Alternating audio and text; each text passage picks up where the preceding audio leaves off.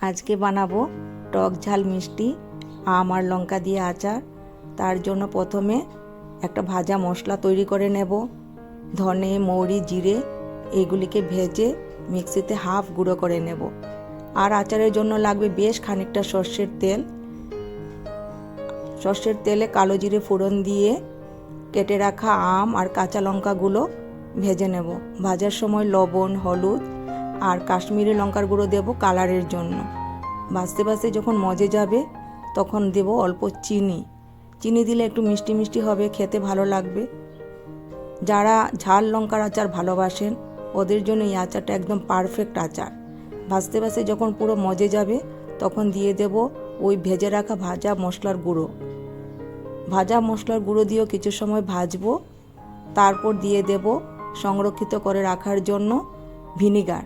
Vinegar দিলে প্রায় এই আচারটা 1 বছর ভালো থাকবে। ফ্রিজে রেখে দিলে অনেক দিনই ভালো থাকে। শুধু খেয়াল রাখতে হবে যেন জলের টাচ না লাগে। আমরা যখন আম আর কাঁচা লঙ্কাগুলো কাটবো তখন ভালো করে ধুয়ে শুকিয়ে নিতে হবে। যেই বোতলে রাখবো এই বোতলটাও ভালো করে শুকিয়ে নিতে হবে, জল লাগলেই নষ্ট হয়ে যাবে। আমার আমের আচার রেডি। কেমন হয়েছে বন্ধুরা জানাবেন। দেখা হচ্ছে নেক্সট ভিডিওতে। ততক্ষণের জন্য ভালো থাকুন, সুস্থ থাকুন, সাবধানে থাকুন।